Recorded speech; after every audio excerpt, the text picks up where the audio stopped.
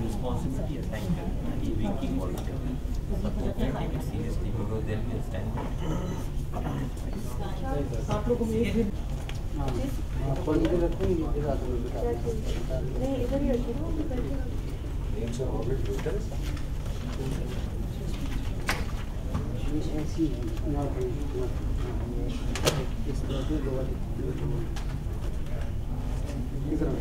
One and two series please देखिए आगे करिए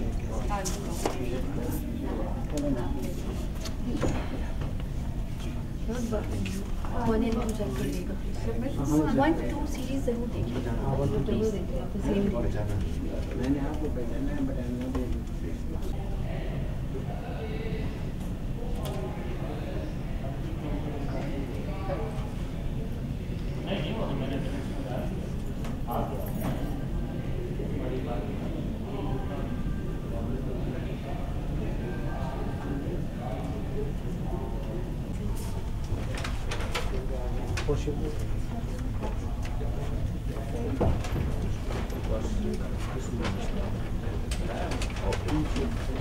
बिल्कुल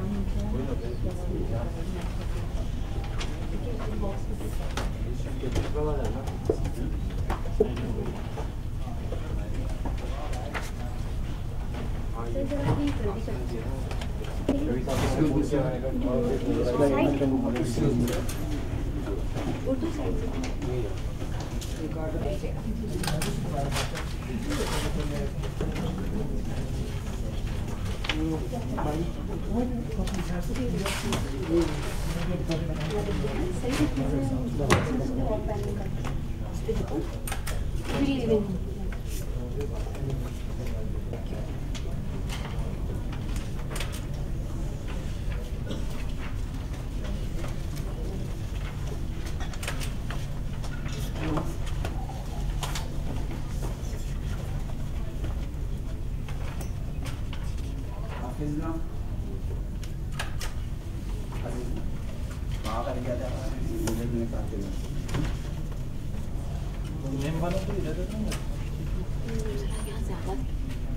इसलिए कि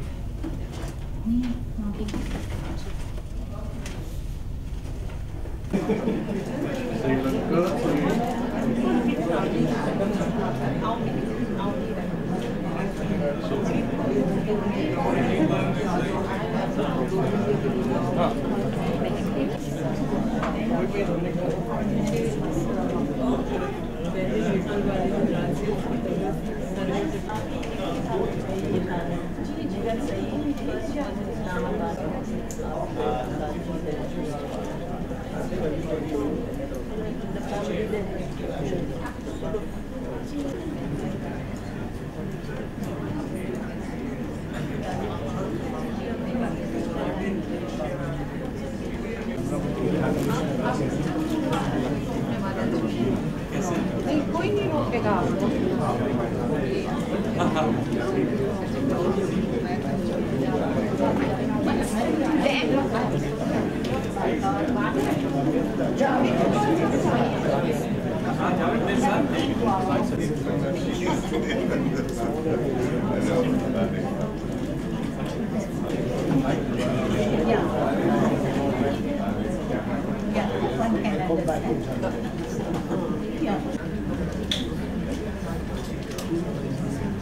Dr. Hafiz Pasha has been pregnant and may have demanded Suraya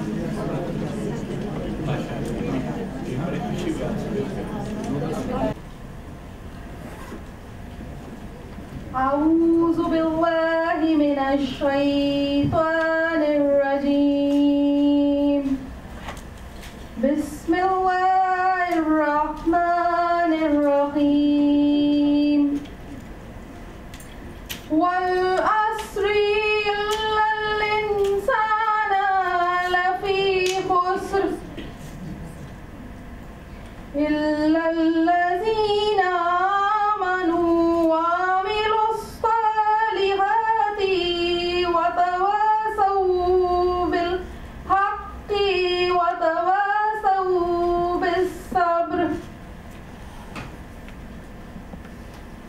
In the name of Allah, the most gracious and the most merciful.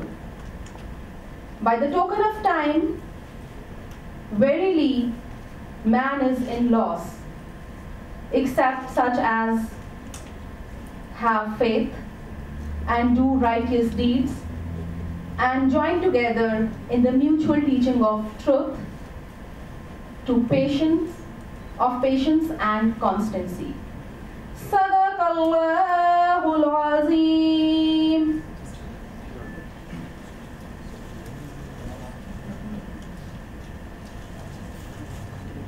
Joining us on the podium this afternoon is our distinguished panel of speakers, whom I would like to introduce, and I would request them to please come on the stage as I introduce them.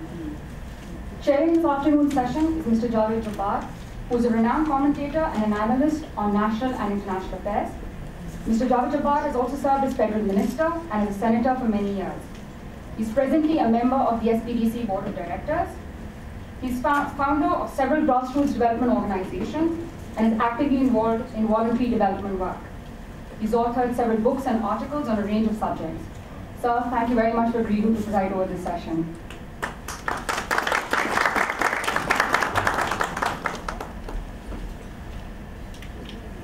Our guest of honor this afternoon is His Excellency Mr. Rupert Colville, Ambassador of Norway to Pakistan.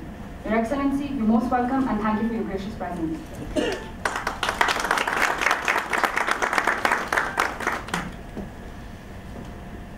Next on the panel is Dr. Hafiz Pasha. He's Vice Chairman of SPDC. He's held a number of important public appointments, including that of the Deputy Chairman of the Planning Commission. He's also served as United Nations Assistant Secretary General and the Regional Director of the United Nations Development Program for Asia Pacific. Dr. Pasha has had a long and a distinguished academic career and has published extensively in the fields of public finance, governance, and social development.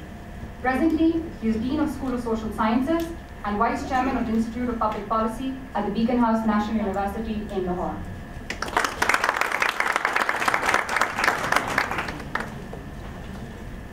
Next, I would like to welcome Mr. Terry Hodgson, Officer in charge of the Development Cooperation Program at the Royal Norwegian Embassy.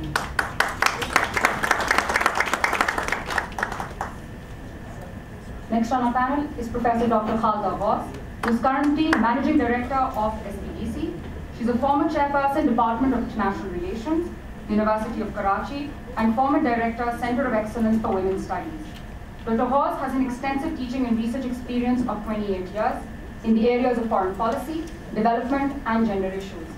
She's been involved in policy making at both federal and provincial government level, and is the author of several books and monographs.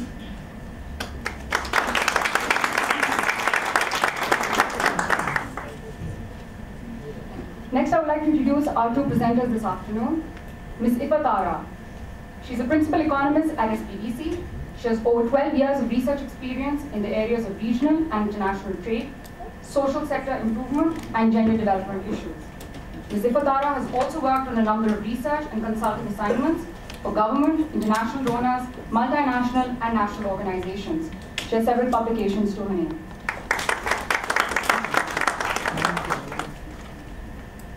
Our next presenter is Mr. Mohammad Sabir, who is also a principal economist at SPDC. He's worked on a number of research and consulting assignments in the field of public finance, gender, and labor. Mr. Sabir has served as a national expert on a project called Gender Responsive Budgeting Initiative for the Ministry of Finance, Government of Pakistan. He's also quantified gender wage discrimination in the labor market.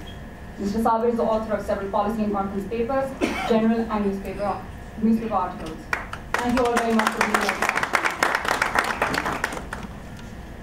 Mohtaram Javed Jabbar sir, Mr. Robert Kivlis, the Norwegian ambassador, I hope I pronounced your name correctly, Dr. Hafiz Pasha, the Vice Chairman of SPDC, Terry Thoreson, who is heading the aid at the Norwegian mission, my board members, Dr. Manzoor Ahmed, ladies and gentlemen. I, on my own behalf and on behalf of the SPDC, would like to welcome you to the dissemination seminar of research reports entitled Public Spending on Education Health in Pakistan, a dynamic investigation through gender lens and trade liberalization and gender dynamics of employment in Pakistan. The two research reports are the first two undertaken under the Gender Research Program of SPDC. The program is funded by the Royal Norwegian Embassy in Pakistan, and I am indeed very thankful for the support extended. The other research studies which will be taken out in the coming next 4 years are the socio-economic characteristics of female-headed households, evaluating the gender dynamics of the social safety net programs in Pakistan, the economic cost of the violence against women, the working and the living conditions of female domestic workers in Pakistan, the gender dimensions of the development-induced displacement, and the gender aspects of the non-farm employment as such. These are some of the studies which we would be, and time and again we would request you to create the occasion. The studies identified would help place gender on the map of policy making in Pakistan, primarily by creating an awareness about the gender implications of the socio-economic changes. It would help the emphasis away from the cosmetic changes that have been taken to the hardcore disaggregated statistics and indicators that would help map the changes in gender roles and hopefully would ensure access to equal rights and opportunities in social and economic policies and programs initiated by the government. We also do hope that the studies would help in factoring in the gender perspective in hardcore economic issues, as well as the social progress engines, that is the concept of development, justice, and democracy. I'm indeed very thankful. At this point, I need to thank Dr. Nusrat Ahmed, Professor Dr. Nusrat Ahmed, who is heading Applied Economics Research Center at the University of Karachi, and Mr. Parvez Tahir for being the peer reviewer of these two studies. Both of them were supposed to be here, but Nusrat, because of a prior official commitment, couldn't take out the time. And Mr. Parvez Tahir only called us this morning to let us know that his wife has been hospitalized. But nonetheless, I'm indeed thankful to them for taking out the time to go through the studies. The presentations would be made by Mr. Mohammed Saber and Ifatara, who are the principal authors of these two studies, and hopefully these studies would help initiate the informed debate at the society level. A little bit about the two studies. How do I see them? Now, the first study, which is authored by Mohammed Saber, entitled A Dynamic Investigation Through Gender Lens, is the first in the series, as already mentioned. The parameters identified for the report on public spending on education and health in Pakistan helps take a closer look at the pattern of the spending in public education and health. The report also helps in bringing forward the existing gender gap in accessing the services in these two very important sectors. The research report very interestingly focuses on the usages of these two services among different income groups and regions within Pakistan, and concludes by making some plausible but yet very crucial policy recommendations necessary to ensure gender equality in accessing education and health services in Pakistan. While the second study, Trade Liberalization and Gender Dynamics of Employment in Pakistan, is authored by the lady sitting on my left-hand side, Ifatara, and the study basically looks into the overarching objective and the changes that have occurred in the gender dynamics of employment that have occurred due to the economic reforms initiated as a consequence of the trade liberalization policies. The report also critically examines the consequential effects of the various trade policies in changing the structure of the economic growth, exports, and imports. Findings do indicate the changing pattern of the composition and structure of employment helps in understanding the dynamics of the change affecting the female employment in Pakistan. The report also does bring out the change that has largely influenced the female labor force participation, particularly those working in the agriculture and manufacturing sector. The findings of the research indicates a cruciating effect on women development and their integration in employment. Hopefully, the two researchers would help all tiers of the government in building a fuller and a proper understanding of the policies that ensures gender balance in employment opportunities, as well as those which would economically empower the female workforce. Now, having said that about the two initial reports, let me also say a few things about SPDC, that is Social Policy Development Center.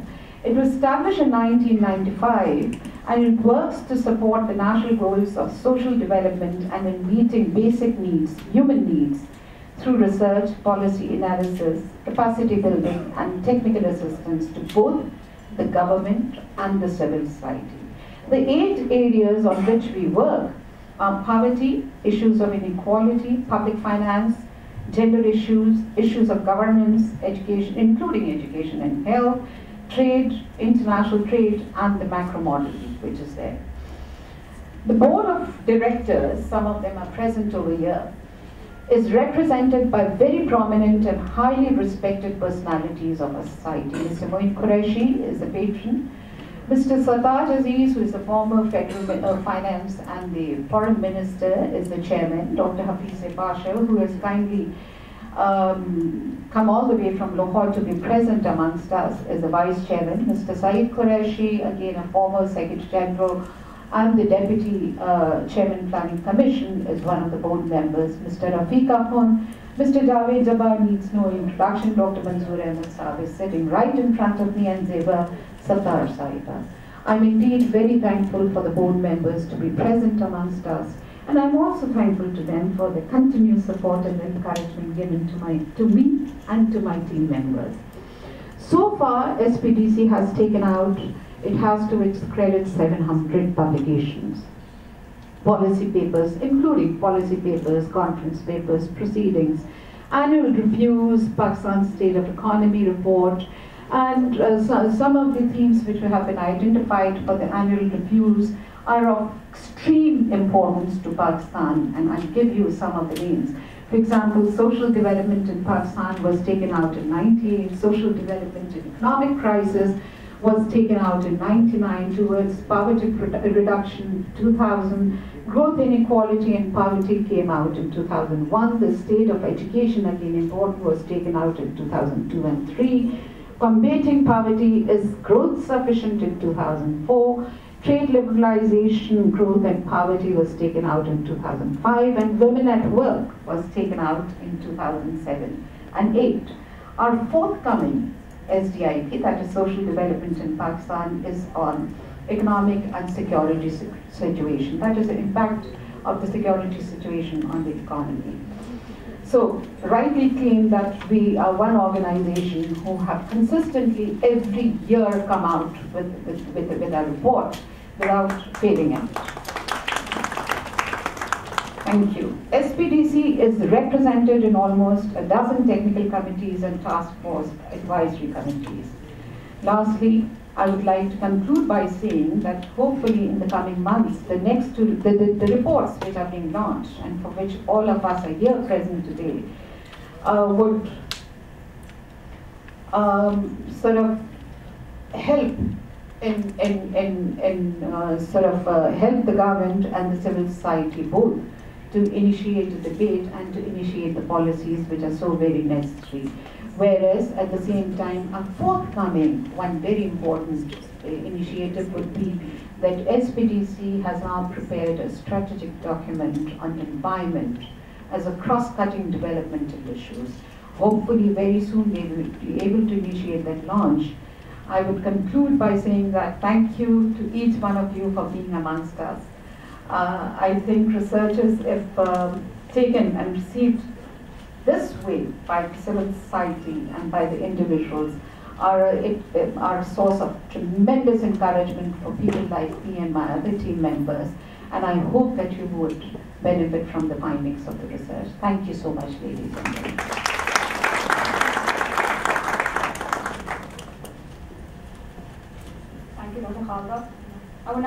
request Mr. Terry Thompson to please share a few words for the occasion.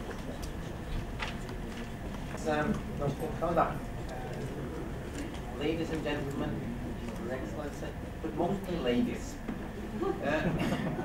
My name is Terry Thompson. I work at the Norwegian Embassy in Islamabad as head of our development section there. Most of you probably don't know that much about Norway, and that's understandable. We are a small country with only 5 million people, up in the far corner of Europe, far up north there somewhere.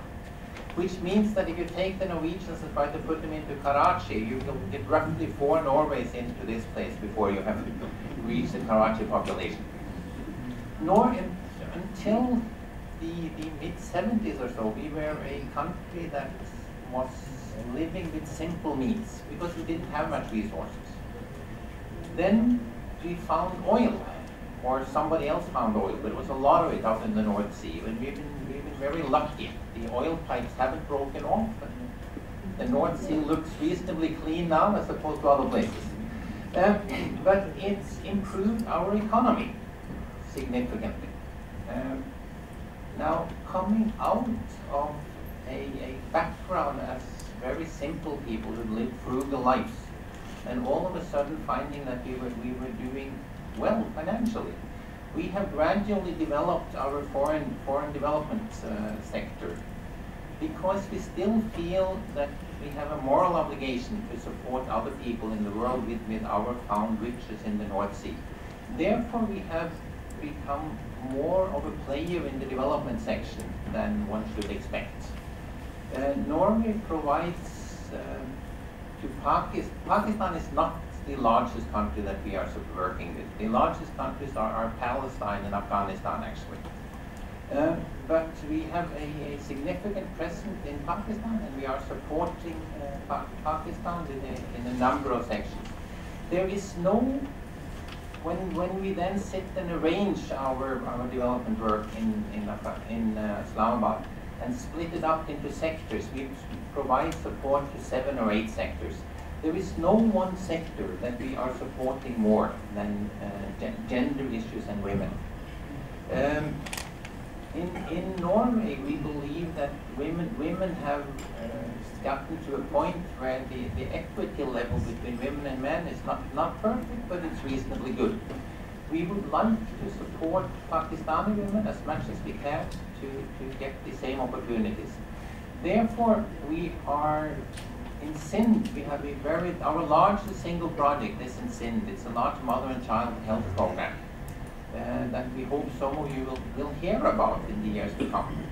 Our support to the organization here and the program that we are here to applaud today is related to the importance of finding the facts about how women are living. The importance of all of us being able to say, not we think, we believe, we ought to know that this and this is the case, but actually say that this is how women are doing in our society, and this we can present for a fact. We thank you very much for inviting us to this event, and we congratulate the organization that we are very happy to have as our partners, and thank you.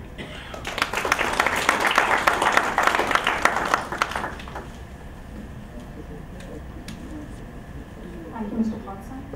I would like to request His Excellency, Mr. Robert Correll, to please say a few words.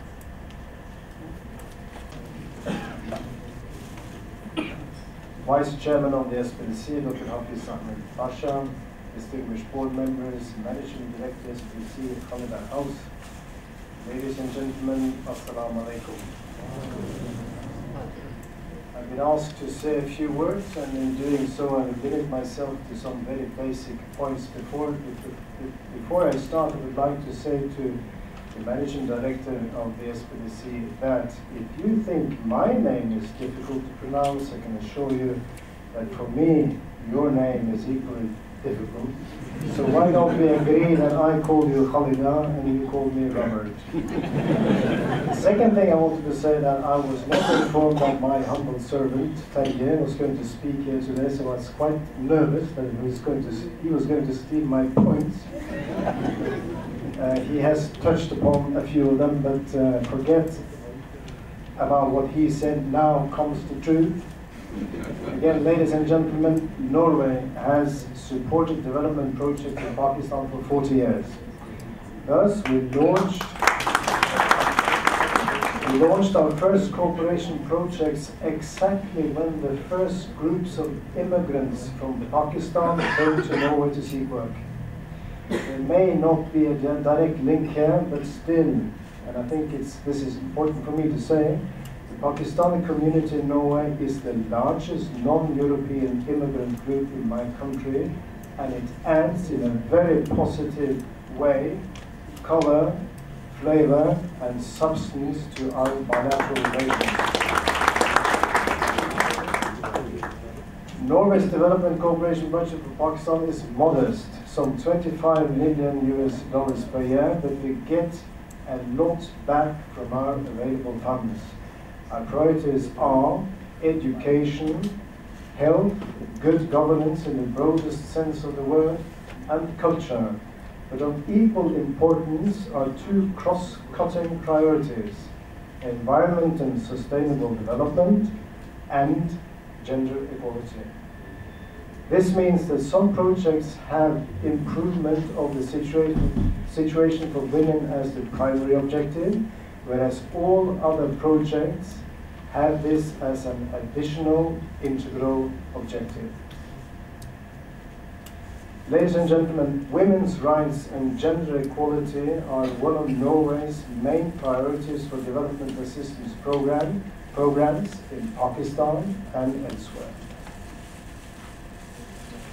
The reason for this is simply that we are convinced that gender equality is crucial for development. Let me give you one example.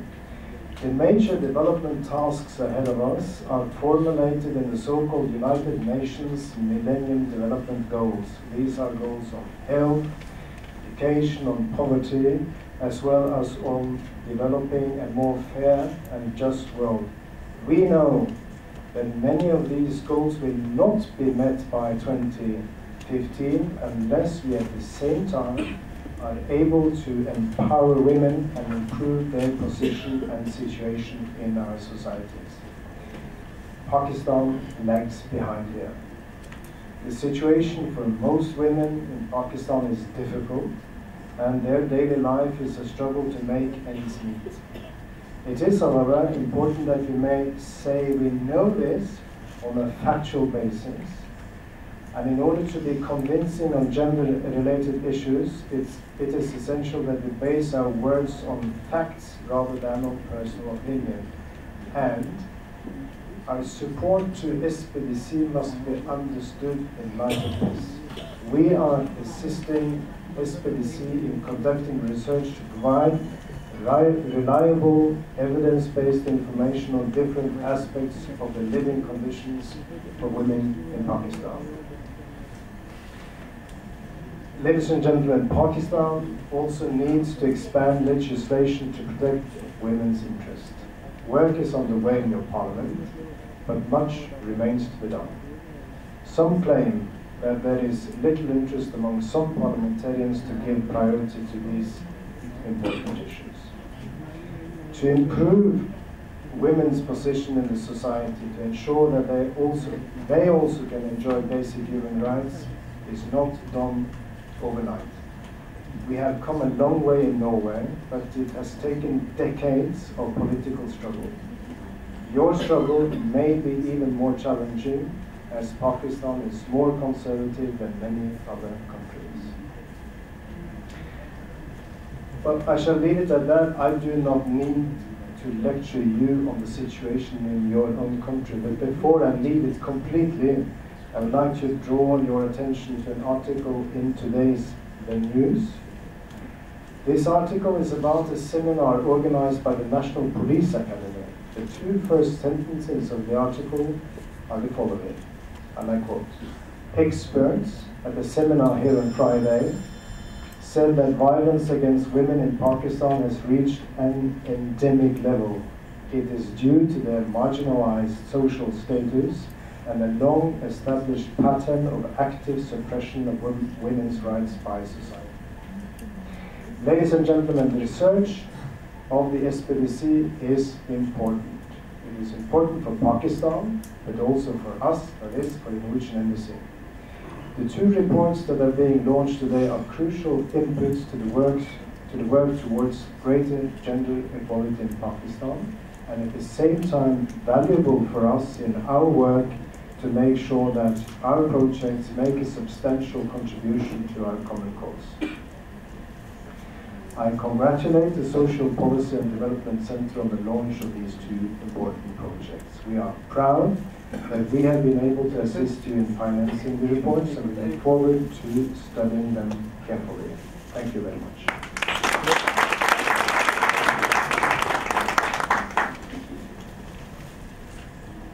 Thank you, Your Excellency, for your kind words. We move on to our first presentation for this afternoon, which addresses the gender-related issues of public spending in the critical sectors of education and health. I'll call upon Mr. Mohammed Sabir, Principal Economist at SPDC, to give today's presentation. It's my pleasure to present first research report of GRC series, which is dealing with our public spending on education and health in Pakistan, a dynamic investigation through gender lens. If you look at the outline, basically inconsistent with the chapters of the book, I divide this presentation into 5 sections.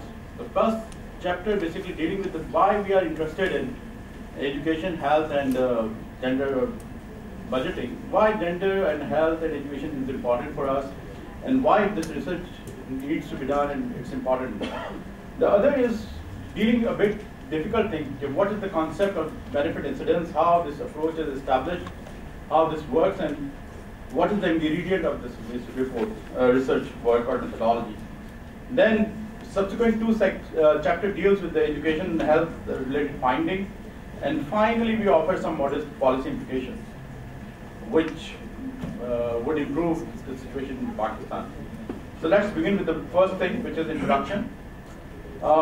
Everybody knows, and in fact His Excellency talked about that. In Pakistan, there is a persistence of gender inequality in access to education and health services in Pakistan. Inequality results of a combination of cultural, social, and economic factors is responsible for keeping young girls and women marginalized. And then there is a bigger statement of marginalization that needs to be addressed through gender-sensitive budgeting. And why gender-sensitive budgeting? This type of budgeting experience number of countries, and Australia is a pioneering one, then South Africa did a marvelous job, and then other developing countries followed this approach, and there is a result of this approach as well. But this is not the only one. Gender responsive budgeting with benefit incidence analysis is not the only tool. There are several tools which can be applied, and I am showing here just 6 tools: gender disaggregated beneficiary assessment, gender disaggregated benefit incidence analysis, gender-aware policy appraisal, gender-aware medium-term economic framework, so forth and so on. These tools can be divided into 2 different groups. One is a diagnostic group, or we may call it a post-budget analysis. So if you conduct, or if a budget, if you added is permutation in the budget or change something in the budget, then what would be the impact of that decision? And how to monitor that? So this approach gives some insights about the monitoring things. It's basically diagnostic in nature. What are the objectives of this research? We have 3 distinguished objectives. We want to know which income groups actually benefited from the publicly provided education and health services, how these benefits are distributed between males and females, and finally changes that's observed in distribution of education benefit between 98, 99 and 2004-5. And finally, why education? There is international commitments made to address gender inequality in education and health by government of Pakistan. Then there is the overarching national policies which talk about the dealing with the gender inequality in education and health, like PRSP 1 and 2, then MTTF, and other 5-year plans.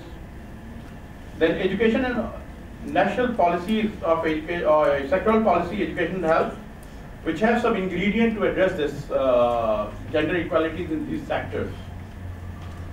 So therefore, we feel if there is a commitment from the government side. All policies talk about that. So what's the impact? What's the result? How we are moving? And this is what we want to show. And to understand this thing, we are using the approach which is called benefit incidence analysis. This approach can be divided into 3 steps. One is estimate the impact of public expenditure and subsidies. Okay. What is the impact basically? And then it's measured the distributional incidence of benefits to different groups of population, then commonly used to examine the impact of public expenditure and expenditure reforms, such as education, healthcare, and other services. 3-step methodology, as I said earlier. Estimates are obtained on the unit cost of a particular services based on officially reported public spending on that service. Then these unit costs are then imputed to households which are identified as a user, and then aggregate estimates are constructed, and these divided into different groups. And what is new, we divide these into gender specific groups as well. To conduct this analysis, we have two broad we need 2 types of data. One is micro data from, and we use the Pakistan Integrated Household Survey 98-99 and Pakistan Social and Living Standard Measurement Survey 2004-05. And then budgetary data from details of federal and provincial demand for grants and appropriation 99-2000, PRSP Annual Progress Report 2004-05, details of federal and provincial demand for grant and appropriation 2005-06. So now we are moving towards the results, what we find through the analysis. So before we go to the incidence analysis, we look into the gender enrollment ratio. And these are some results. We do what specifically we did, we divided between 5 groups. One is poor, then lower middle, upper middle, and rich.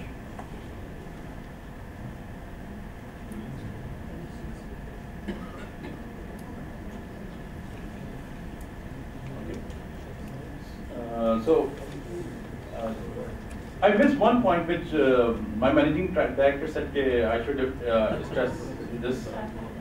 One is choice of the period, and the other is this the year which is 2004-05. So I should mention this. This is the year I'm talking about, the 2004-05. And the question is why we choose 98, 99, and 2004-05. There's 2 reasons for that. One, we want to know what is going on in this decade or after the millennium. We need some base point, and we have 2 choices for that base point. One is 98, 99, and the other is 2001 and 2. So I prefer 98, 99 rather than 2000, 2001. The other is why I choose 2004-05. I have the choice to basically the desire is to choose 2007-08, which is the more current in nature. But unfortunately, I couldn't access to the micro data of PSLMS 2007-08. Despite my lot of efforts and energy, I wasted to just get the data. So after getting the results, I'm not able to get the data, so I fall back on, my fallback option was 2004-05. So in 2004-05, if you look, these numbers, rather going in the each and every number, I just want to conclude what are the key direction, the key reflection of this table. One is DER increases with level of income. So maybe you couldn't find, in some specific cases, you couldn't find the very steep, but in some cases it's very obvious. If you look at the case of female gross enrollment ratio in Punjab, you find very steady increase. 72, 88, 93, 97.6, 102.8. So as the level of income increasing, the gross enrollment ratio also increases with the income. Although in some cases, if you look the main in Punjab, you will find that kind of increase or steady increase, but there is some linkages between income and gross enrollment ratio. And these linkages reflected in all provinces to some degree or to some extent. Next. Now, the previous slide deals with covered both public and private data. And now the question is really public sector important for us? And should we go to analyze the impact of these expenditure incidence.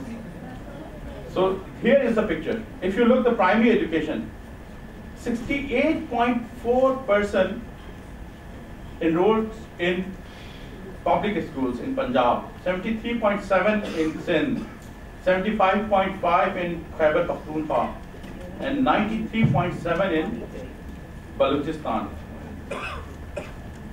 If you look primary education, secondary education, and tertiary education, you find the share of public education is still more than 60%, or if you exclude two examples, it's more than even 2/3. So the public sector play a very vital and instrumental role in providing public education. Next. These are some estimates of subsidies. If you compare the subsidies in 98, 99, and 2004-05, you find in some cases a very marginal increase. For instance, take the case of primary schooling, 2.6 thousand per annum in 98, 99, and 3.5 thousand in 2004-05. So there's very small increase. In case of Sindh, there is no increase literally. But if you look the last columns, here we have very interesting results. If you look, in case of Punjab, there is a decline. In case of Sindh, there is an increase. In case of Balochistan and Khyber Pakhtunkhwa, is a decline. And then in case of Balochistan, there is a substantial increase in tertiary education expenditure. This increase somehow gives an idea with what kind of policies government pursuing or follow, and what are their priorities. Then now I've come to the targeting of education expenditure, and I want to address two questions. Which income group is obtaining the benefit of education expenditure? The other question is whether these expenditure are progressive, regressive, or proportional in absolute term or in relative terms. So before going to say this expenditure is progressive, regressive, or proportional, I just want to quantify, define to you how I'm measuring or how these progressiveness or regressiveness measures in Eastern public finance theory. If you look, there is a line which we in terms of mathematics is called 45-degree line, and in terms of economics we call it equity line. So in that line, 20 on both axes is equal to 20, 20, 40, 40, 60, 60. But if you look the line above that equity line, it shows something different. So let's assume this is the share of expenditure which is obtaining by the income group, and we have income group on horizontal axis, population on horizontal axis, and income on vertical axis. So it is increased. It says that 20% poor peoples getting more than 20% of subsidies. So that is what we say that this is a progressive, because poor are getting more subsidies. If you look the other number 40, so 40% of the population, poor population, cumulative population, getting more than 40% of the subsidy or public expenditure. Then again we conclude that this is a progressive nature. So if the curve is lie above the equity line, it's progressive. What about the curve? What about if the curve lies below the equity line? So it indicates that 20% of the poor people getting the less than the 20% subsidy. So it is not in absolute term progressive, because the share of population is higher and the share of subsidy received by that group is low. So that's why we say that this is regressive in absolute terms.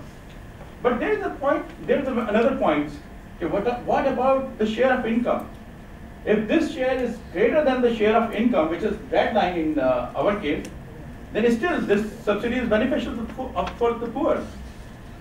So let's assume if share in income of 20% of the poor is only 10%, but in share of subsidy the share is 15%. So we say that they are getting more than their income share, and that's why their well-being is somehow increased by this amount of subsidy. And then we say, okay, this is relatively progress, but not absolute progress. absolute terms. But if the line lies below the red line, it says that this is regressive in by all definitions.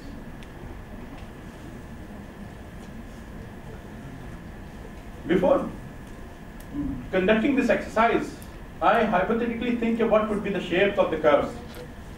And my gut feeling is, if the my gut feeling is for primary education, it is highly progressive, and for the tertiary education, it should be regressive because there is a less poor in tertiary education, and there is a higher number of poor in primary levels. So this is exactly what came out from the analysis. In 1998, 20% poor get more than their share of population in terms of primary education subsidy, and that's why the entire total education and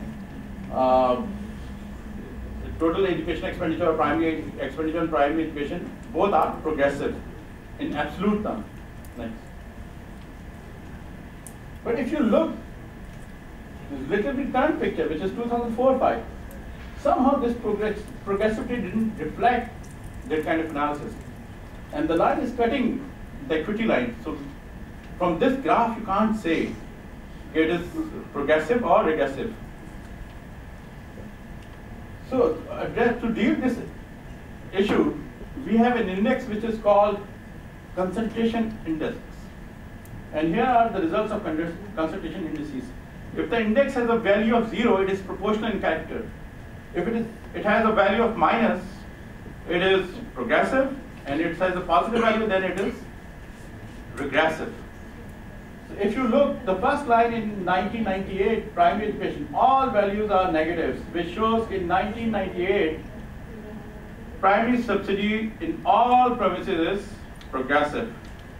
But when we come to 2004-05, and other levels, you find it's not progressive, it is regressive in most of the tertiary cases, which is I hypothesized earlier. Next. Till this point, I talk about the aggregate numbers, whether they are progressive, regressive, or proportional. Now I'm talking about the gender disaggregation in this reverse. So this is just the difference between male and female share. And positive difference shows male are getting more subsidies compared to females. So in case of 98-99 primary 2.4, then 0.8, 0.9, 2.4, 4.4. In aggregate term, 10.7% more subsidies to males and 10.7% less for females. So there is a gender bias against females. And if you look higher levels, this goes higher in 15.8 in secondary and negative in tertiary. This is shock for me. How about you? Why? It is so different. Women are getting the more subsidies in public universities as compared to boys or men. And the answer lies in somewhere in earlier slides, where I shows that if you look my report, you find a comparison between gross enrollment in tertiary level and share of the public and private institutions. So in 98-99, the share of public institutions was much more higher. But in 2004-05, there is large growth in private universities, which makes this share decline. And it shows that males directly targeted towards the private universities and female are utilizing the services of public universities.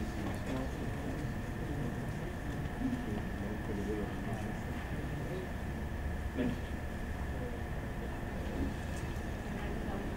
Yeah, so I'm just showing this is for all provinces. Next. Next. So these are the difference. If I conclude what I found in benefit incidence analysis, through benefit incidence analysis, I found except universities, and particularly in Punjab, there is a highest gender bias against women at all levels, and that's the bottom line. Now I come to health. Health it's a very different subject in that character. In education, we have an objective of universal primary education. So we want every boy and girl should go to school. But in case of health, you can't say that every human being needs health services. The condition to need health services, you have some need for it. And need might be indicative of your illness or health status, how you perceive, whether you are ill or not. So I use need for health service depend on the I said that need for the health service depends on the biological differences, variation, environment, and condition. And in this report, reported incidence of illness is taken as a proxy of need for health. These are the key conclusions. The incidence of illness higher amongst female as compared to males. On average, lowest in Punjab and highest in Khyber Pakhtunkhwa. Varies with the level of income and by gender, generally higher among the poor. Now, this is a very interesting table which I want to show you. This shows the distribution of service utilization. Who is using what? So I classify this public service, this health services provided into 3 clusters or groups. One is public providers, the other is private providers, and then self or no treatment. So if you look, the share of public providers in case of Punjab, this is hardly 17.3%. And share of private providers, it's 77.5%. If you look this figure for Sindh, share of public providers 23%, private providers 75.4%. For Khyber Pakhtunkhwa, 28.6% and 53.3%. And for Balochistan, 44.9% and 52.6%. So you see, in all cases, share of private service providers is much higher than the public service providers. Next. Now, what is the subsidies, level of subsidies? So, it is 11,406 for total in million. Then how do you take the per unit subsidies? I use number of visits because some person visit one time, some twice, so more than that.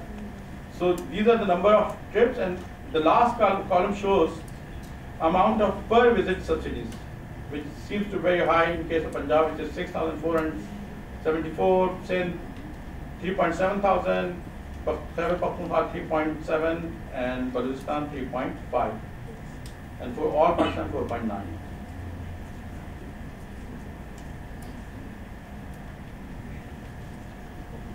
This is the results of benefit incidence analysis. If you look at the case of Punjab, we found that 14.3% persons used public services. In case of Sindh, 24.4%. In case of Khyber Pakhtunkhwa, 14.5%, and then 15.9%. And if you look at the distribution, you can easily conclude the pattern of expenditure is relatively progressive, except for Sindh, where 24.4% is getting the health services. Next. And then if you look at the gender desegregated benefit incidence analysis, you found that 52.8% female are benefited from the public services of health. In case of Sindh, 46.3%, Khyber Pakhtunkhwa 43.7%, and Balochistan 49.7%. So one can easily conclude that on an average, females get larger share of health and subsidies as compared to males, except for Sindh.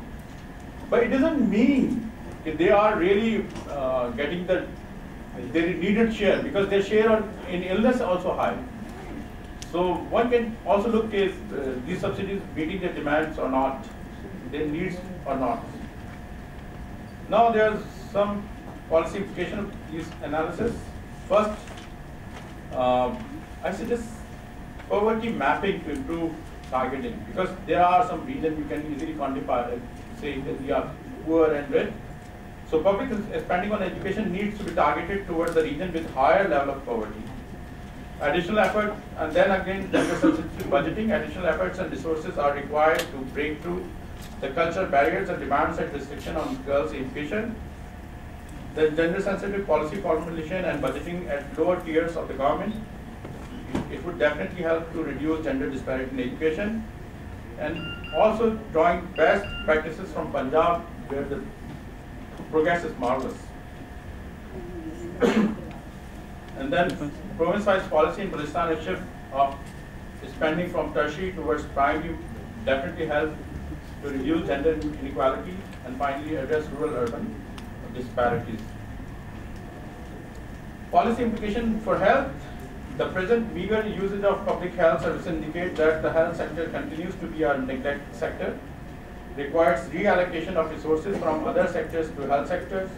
Health subsidies are not progressive in all provinces. Therefore, it is important to reformulate a province-wise health strategy that targets and benefits the disadvantaged groups more and improves the low-income people's access to medical services. And finally, there is a need to put further effort to increase female access to health facilities to reduce their share from no treatment in case of illness. And the last one, private sector is playing a substantial role in the healthcare services delivery in Pakistan. Public-private partnership can be used to increase access and utilization of health services. Presentation analyzes the transformation in gender disaggregated employment trends as a result of trade liberalization. Call upon Mr. Palara for this presentation. Good afternoon, ladies and gentlemen. My presentation, Trade Liberalization and Gender Dynamics of Employment in Pakistan. Now, how next? So of goods and resources. It creates and expands competitive economic activities and destroys or reduces the other economic activities that are not competitive or less profitable. And when we look at Pakistan liberalized its trade in 1988 when it signed its structured adjustment program with the IMF. And from 1990 and onwards, Pakistan has accelerated its trade liberalization policies. What is trade liberalization? Trade liberalization means removing the removal of the restrictions that are imposed on trade, like tariffs and quotas and other form of restrictions that countries have on their trade. And it is argued generally that the benefits of trade liberalization, they may vary from country to country and depends on their socio-economic characteristics. And it is also argued that the benefits may differ between men and women. And this led us to look at this, what could be the impact. It requires sort of gendered analysis of trade liberalization and how has it impacted the female employment in Pakistan. With that, we come to the objective of the research report. The aim of this research report is to look at the impact of trade liberalization on female labor force participation in Pakistan. So specifically, the objective of it looks on three areas. Number one, we look at the extent of the structure of the economy transformed in the liberalization period. We are not looking how the liberalization has affected the economy. Rather, we are looking at how the structure has changed when the trade liberalization policies has been implemented in Pakistan. Next, we will look the transformation in the sex segregated employment trends and the nature and characteristics of job opportunities that has been created for men and women in the liberalization period. When I say the liberalization period, I mean that it is a period from 1990-91 onwards. And to what extent that these liberalization policies combined with the socio-economic characteristics has affected the women participation in the labor force. Now, first, I feel that it is important before we look at the employment patterns and the effect of liberalization on participation, I feel it's important to look at the structure of the economy. So what I have done is, as we all know, GDP means the gross domestic product. I have just take the composition of GDP in three sectors, that is agriculture, industry, and services. So what this slide shows is that the share of agriculture in the economy of Pakistan has been declining. It used to be 70, in 1972-73, the share of agriculture in the total production was 35.7%, and gradually over time it declined to 21.3% in 2007-8. The share of industry, it's remained more or less firm at around 22% to 26%. The services sector has increased enormously from 42.2% to 53% in 2007-8. So that is the structure, and the industry, we see the manufacturing sector. In the manufacturing sector, we see that the share has remained around at 15 to 19% over this period. With that, I also want to touch upon the exports of Pakistan. Next. Exports of Pakistan, so have an idea. Basically, these two slides give us the idea of what's the production structure in Pakistan. Then we look on the employment. Major exports of Pakistan, as we all know, that textile is a major sector. 47 is still 53, more than 50% of our exports are related to the cotton and cotton products. And in 1991, we see that up to more than, in 95-96, up to 69% of our exports were comprised of textile and clothing items. The next major imports are rice, leather, and leather manufacturers. And I would also like to mention, I have not produced the slide of that.